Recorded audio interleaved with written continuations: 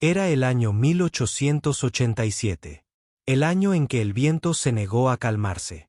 Los trenes funcionaron sin promesas y la ciudad de Abilene, Kansas, apartó la mirada de una mujer que no tenía a dónde ir. Nellie Mae Halis bajó de la plataforma con una etiqueta de papel atada a su muñeca y esperanza cosida en las costuras de su falda de percal. Esa esperanza se marchitó rápidamente bajo el sol. No había nadie allí para saludarla. Ninguna mano esperando, solo una carta en su bolsillo. Ahora vale menos que el polvo debajo de sus botas. Se quedó parada un momento demasiado largo, parpadeando ante el brillo, su figura quieta e insegura. Los demás pasajeros se habían dispersado hacía tiempo, absorbidos por los brazos de la familia o por los amplios brazos de la pradera de Kansas. Pero Nellie se quedó sola, con su gastada maleta a su lado, como un perro demasiado cansado para ladrar. Ella miró a la izquierda, luego a la derecha. Una mujer con cofia le dirigió una mirada tan penetrante como la de un cristal astillado. Un hombre escupió cerca de sus zapatos y murmuró algo sobre otra novia no deseada. La carta decía que nos encontraríamos en el tren de las 10:35, que llevaría un sombrero marrón y claveles en la mano, pero ahora eran casi las 11, y no había sombrero, ni flores, solo el viento y las miradas de desconocidos. El jefe de estación, el señor Briggs, finalmente se acercó, pasándose un palillo de un lado a otro de la boca. «Señorita Halis», preguntó, rascándose la nuca. «Él no vendrá. Se dice que salió con otra mujer la semana pasada. Me casé con ella rápidamente. No me molesté en enviar un telegrama». Las palabras cayeron como piedras. Nellie no respondió, solo asintió una vez como si fuera su culpa por creer en las flores. «Lo siento», murmuró Griggs. «No está bien». Ella dio una pequeña sonrisa temblorosa. «No es nuevo», le ofreció un banco y una imagen de agua. Luego la dejó allí como un fantasma demasiado educado para desaparecer. A su alrededor el calor se descontroló. Sus manos temblaban mientras doblaba y volvía a doblar la carta. La tinta había empezado a mancharse con el sudor. Por un rato ella simplemente permaneció sentada. El polvo se arremolinaba alrededor de sus tobillos. Su vestido se le pegaba a las piernas en el calor de julio. Sus botas le apretaban. Nadie volvió a hablarle. La ciudad pareció decidir colectivamente. Ella fue el error de otra persona. Entonces apareció un niño pequeño, de no más de 6 años, agachado cerca de las vías, dibujando círculos en la tierra con un palo. Tenía rizos salvajes del color de la melaza y ojos que no parpadeaban cuando la miraban. La observó durante lo que pareció una eternidad. Luego le dio unas palmaditas en los pies descalzos y tiró del dobladillo de su falda. «¿Eres mi mami?», preguntó suavemente. Se quedó sin aliento. Lo absurdo de la pregunta podría haberla hecho reír otro día. Pero no ahora. Ahora ella simplemente se quedó mirando. «No, cariño», susurró ella con voz quebradiza. «No me considero la mamá de nadie». La estudió solemnemente, inclinando la cabeza. «Pareces uno. Pareces alguien que tararea antes de acostarse y hace pan de maíz». Nellie parpadeó rápidamente. «Ya he hecho pan de maíz antes», dijo, tratando de sonreír. Sonrió, orgulloso de sus invitados. «Ya ves, lo sabía». Luego, más tranquilamente, dijiste. Ella abrió la boca y la volvió a cerrar. «A veces puedes ser mi mamá si quieres. No me importa». Fue entonces cuando llegó el hombre, de hombros anchos, con un abrigo echado sobre un brazo y una piel bronceada que parecía cincelada por el clima y la guerra. Se movió como si hubiera estado quieto por mucho tiempo y recién ahora hubiera recordado cómo caminar. Sus botas crujieron sobre la grava. «Jonah», llamó con suavidad, sin aspereza. «Es hora de venir». El chico se giró. «Es maja». Los ojos de Nellie se alzaron para encontrarse con los del hombre, y en ese instante, el mundo se quedó paralizado. Al principio no fue un reconocimiento, solo una pausa. Un parpadeo demasiado largo. Entonces la golpeó como una piedra arrojada a un pozo. Ezequiel Carter, el padre del chico, casi ella. Se quedó paralizado. Ella también. El tiempo ya no era lineal. Se enroscaba sobre sí mismo como el humo. No lo había visto en 6 años. 6 largos años resonantes. Desde que la guerra se llevó a su hermano. Desde que dejó de escribir. Desde que sus cartas regresaron sin abrir. Él se quedó mirando y luego, sin decir palabra, tomó la mano de Joná y se dio la vuelta. Nelly los vio irse, con el corazón latiendo con fuerza en su pecho, una manita saludándola. Se quedó en el banco mucho después de que desaparecieran. Esa noche, Nelly intentó irse del pueblo a pie. Caminó hasta que sus piernas le pidieron que se detuviera, y luego se desplomó cerca de la valla. Las estrellas en lo alto parecían demasiado lejanas para alcanzarlas. No había llorado al bajar del tren. Pero ahora, sin nadie que la viera, sí lo hizo. A la mañana siguiente, un vagón crujió a la vista. Levantó la vista, entrecerrando los ojos. Ezequiel. Estaba sentado en el asiento como si lo hubieran tallado allí, con las manos sueltas sobre la mesa. No dijo nada durante un rato, solo la miró con algo indescifrable en los ojos. No puedes caminar a ninguna parte con esos zapatos, dijo finalmente. O con esa mirada en tu rostro. Me las arreglaré, susurró ella, poniéndose de pie. No lo dudo, dijo él. Pero no tienes que hacerlo, dudó. ¿Por qué? Se frotó la nuca como si las palabras le costaran más que a la mayoría. Tengo un granero seco y un chico que no deja de preguntar por pan de maíz. No estoy fuera del aire por caridad, solo por familiaridad. Su labio tembló. ¿Familiaridad? Él asintió una vez. Una vez fuiste mi casi figura, tal vez ahora todavía algo. Nelly subió a la carreta sin decir una palabra más. El viaje de regreso fue silencioso, salvo por el ocasional crujido de la madera y el ritmo constante de los pasos del caballo. Su rancho se alzaba tranquilo bajo el cielo de Kansas, modesto, desgastado, pero vivo. Las gallinas arañaban la tierra. Un perro ladró una vez y luego se alejó. Ezequiel la ayudó a bajar, pero no la tocó. Solo asintió hacia el granero.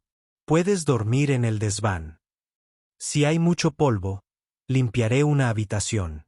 Con esto bastará, murmuró. Esa noche, se sentó en el borde del granero, viendo cómo el sol se fundía con los campos. Joná apareció a su lado como un susurro. Le entregó una taza de leche desportillada. Pedijo, puedes quedarte, dijo. Eso significa que eres real.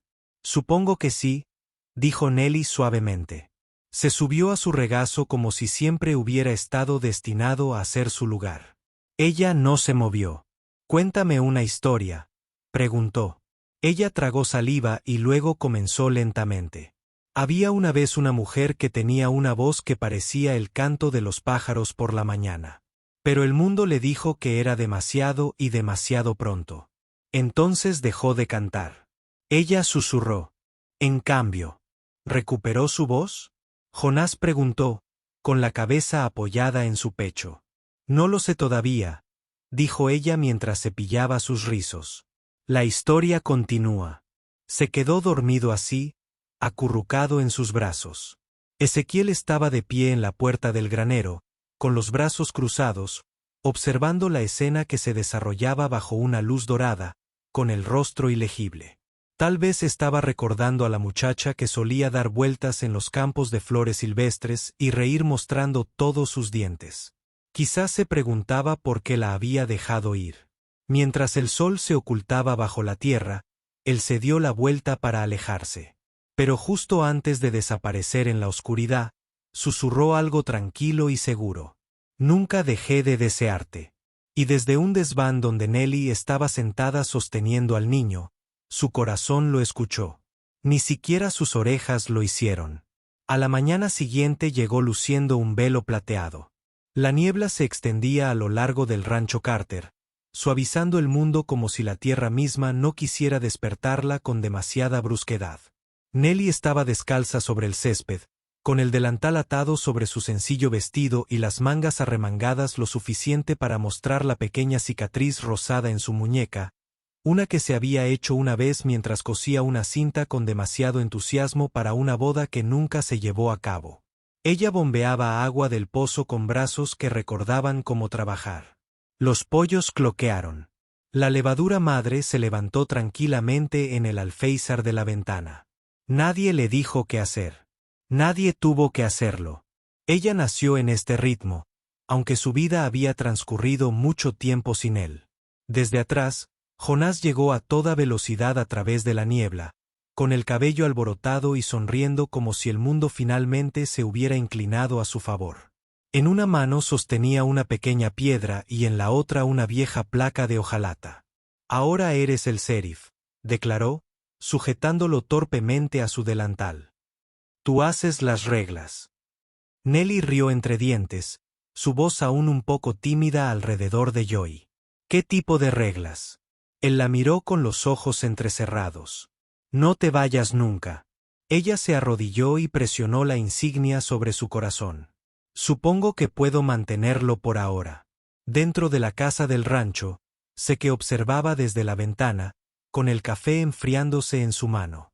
No era un hombre de muchas palabras, pero llevaba consigo tormentas enteras en su forma de respirar.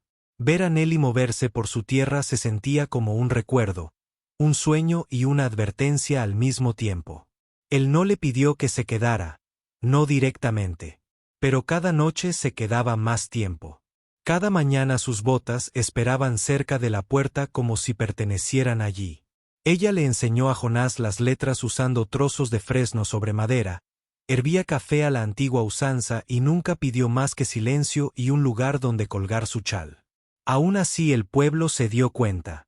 Martha Kingsley la vio en el mercado y olió tan fuerte que las manzanas se magullaron. Ella le dio un codazo al carnicero. Esa es la novia que quedó plantada como un carro oxidado. Ahora ella está jugando a las casitas con Carter. Uno pensaría que tendría la decencia de seguir adelante. Nelly fingió no escuchar. Ella escogió harina, queso envuelto y papel marrón, y sonrió tan gentilmente que el insulto fue inútil. Pero en el interior, algo cambió. Ese dolor familiar de no pertenecer volvió a desgarrar su columna. En el camino de regreso, sostuvo la mano de Jonah más fuerte que de costumbre. «Me gusta cuando la gente habla», dijo, moviendo el brazo. «Significa que se dieron cuenta de ti». Ella se detuvo, se arrodilló y miró esos ojos abiertos como platos en verano. «A veces hablan de maneras que intentan hacerte sentir más pequeño». Pensó en eso. «Bueno, ellos no deciden qué tan grande eres». Y así, de repente, el dolor se transformó en algo más suave. Esa noche, Nelly estaba sentada en los escalones del porche, desgranando guisantes en el silencio antes de la cena. Seque se unió a ella con un gruñido silencioso, sentándose a su lado con la reverencia que uno le da a las puestas de sol y a los fantasmas. «He oído que han estado diciendo cosas», dijo finalmente. «Siempre lo harán», respondió ella sin levantar la vista. «No tienes que demostrarle nada a este pueblo». «No», susurró ella. «Pero a veces todavía quiero demostrarme algo a mí mismo». Seque se frotó las palmas de las manos como si las calentase con fuego invisible. «Cometí errores», dijo. «No escribí cuando debía hacerlo. Pensé que tal vez ya había seguido adelante. Esperé», dijo simplemente. «Por mucho tiempo». Se sentaron en silencio. Cricket cantó. Una brisa levantó el borde de su delantal como un suave asentimiento. Entonces Seque se volvió hacia ella y dijo con voz grave y baja. «Jonás cree que el viento te trajo». Nelly sonrió. Quizás lo hizo. Al día siguiente, domingo, el pueblo se reunió para celebrar un servicio religioso bajo el viejo álamo. El pastor Crane dio un sermón sobre la gracia y las bendiciones inmerecidas. Nelly estaba parada en el borde, no exactamente en un círculo, pero tampoco exactamente fuera de él. Jonas se sentó en su regazo, balanceando las piernas. Seque estaba detrás de ellos, una silenciosa pared de calidez. Después de la oración, Martha Kingsley dio un paso adelante, con la Biblia en la mano y la barbilla en alto. «Hay una niña aquí llamando mamá a una extraña», dijo en voz alta. Y un hombre que actuaba como si nadie se sintiera avergonzado tocó su puerta. ¿Es esto lo que nos dan ejemplos ahora? Se oyeron jadeos. La brisa se calmó. Incluso los pájaros se callaron. Nelly no se puso de pie, pero Jonás sí.